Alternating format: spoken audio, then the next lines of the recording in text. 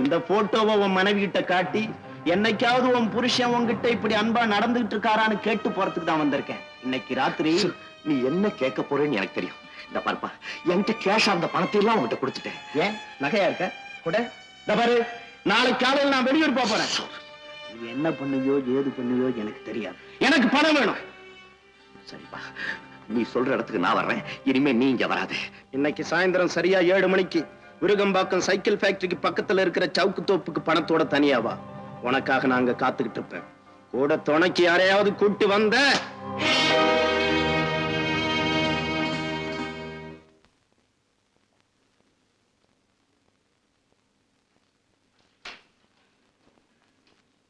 எங்க இந்தாங்க காஃபி.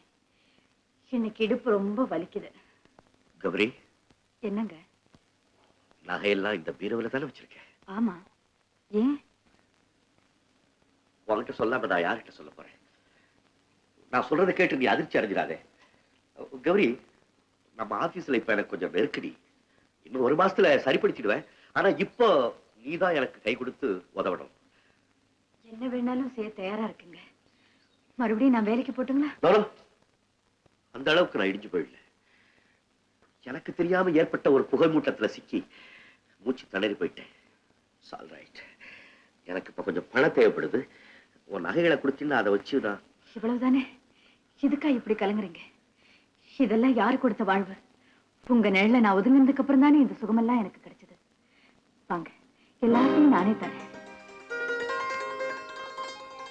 கௌரி, நீ இப்படி சொல்லுவேன்னு எனக்கு நல்லா தெரியும். ஆனா நீ மனம் விட்டு பேசுற மாதிரி என்னால பேச முடியல. நீங்களே இப்படி கலங்கினா எப்படிங்க? இந்தாங்க, இது போதுமா? இன்னும் வேணுமா? கௌரி, நான் சொல்றத தப்பா எடுத்துக்காதீங்க. மாதவிக்கு கொடுக்கறதுக்காக நகையெல்லாம் வேணும்னு கோவலன் கண்ணகி கிட்ட கேட்டானா? அவளும் எதுவுமே பேசாம எல்லாத்தையும் எடுத்து கொடுத்துட்டானா? படிச்சிருக்கேங்க. ஆனா நான் படிச்சது கதையை நினைச்சுக்கிட்டு இருந்தேன்.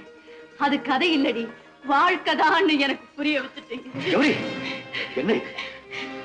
எனக்கு தெரியுங்க, தொழில நஷ்டம் இல்ல, லாபம் தான். நீங்க ஒண்ணு மறந்துட்டீங்க. நம்ம ஆபீஸ் வரவு செலவு கணக்கெல்லாம் மாசம் மாசம் நான் தான் பாக்குறேன். அந்த ஏற்பாட்டை செஞ்சது கூட நீங்க தான். நீங்களே போய் பேசிட்டீங்களே, நீங்களே என்னை ஏமாத்திட்டீங்களே. நமக்குள்ள இப்படி ஒரு நிலைமை உருவாயிடுச்சு நினைக்கும் போது...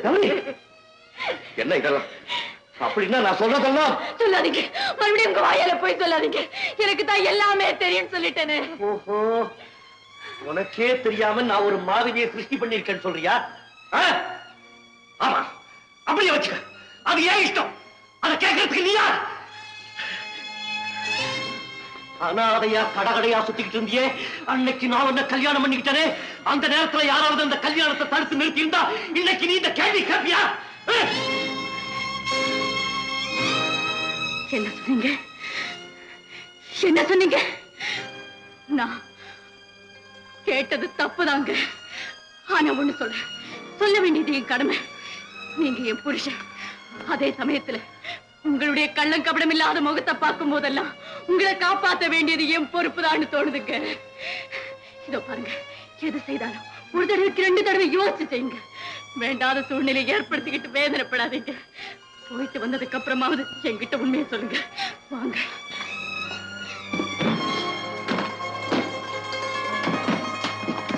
இந்தாங்க, கொஞ்சம் நின்னுங்க. இந்த காஃபி சாப்பிட்டு போங்க. காஃபி வேணா, மண்ணம் கட்டி சொன்னபடியே நகையெல்லாம் கொண்டாந்துட்டேன். எடி நகட்டிவேன். ஏன் அவசரப்படுற? இன்னும் பல வீடியோக்களை காண சன் லைஃப் சேனலை சப்ஸ்கிரைப் பண்ணுங்க.